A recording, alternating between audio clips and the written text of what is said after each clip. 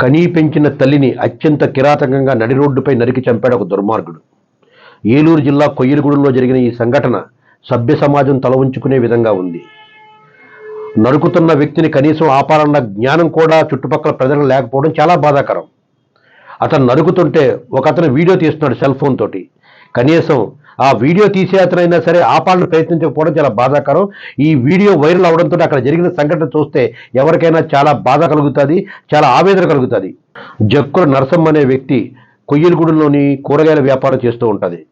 గత కొంతకాలంగా తల్లి కొడుకులకు ఆస్తి తగాదాలు జరుగుతున్నాయి.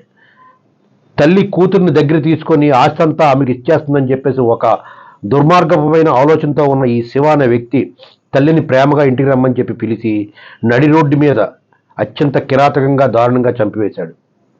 అయితే వెంటనే పోలీసులు అతన్ని అరెస్ట్ చేసి అదుపులో తీసుకున్నారు. తర్వాత వేరే విషయం, ఆవిడ హాస్పిటల్ తీసుకెళ్తే ప్రభుత్వ ఆసుపత్రిలో సరైన వైద్యం లేకపోవడంతో ప్రైవేట్ హాస్పిటల్ తరలించారు. అక్కడ కూడా ఆమె పరిస్థితి విషమంగా ఉండటంతో కాకినాడ తరలిస్తే తెల్లవారుజామున మరణించింది ఆవిడ. ఇటీవల కాలంలో జరుగుతున్న క్రైములు చూస్తుంటే చాలా దారుణంగా ఉంది. కన్న తల్లిని చంపిన వాడు ఒకడు, భార్యని కడతీర్చేవాడు ఒకడు, పిల్లలతో పాటు సహా కుటుంబంతో సహా ఆత్మహత్య చేసుకునేవాడు మరొకడు. ఆర్థిక ఇబ్బందులే ఈ పరిస్థితికి కారణంగా చెప్పుకోవచ్చు. తాహతకు మించి అప్పులు చేయడం, అవి తీర్చలేక ఆత్మహత్యలు చేసుకోవడం, లేకపోతే వాటి కోసం తల్లిదండ్రులను కానీ కుటుంబ సభ్యులను కానీ తోబుట్టువులను కానీ చంపడం, ఇది ప్రస్తుత సమాజంలో జరుగుతుంది. దీన్ని అరికట్టవలసిన బాధ్యత పోలీసులపైనే కాదు, సమాజంలో ఉన్న కొంత వ్యక్తులపైన కూడా ఉంది.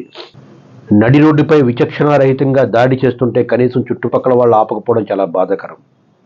కనీసం ప్రతిఘటిస్తే ఆ తల్లి బతికేది, ఆ జక్కుల శివ భార్య అనాథ కాకుండా అయ్యేది, పిల్లలు ఇద్దరూ అనాథ కాకుండా ఉండేవారు.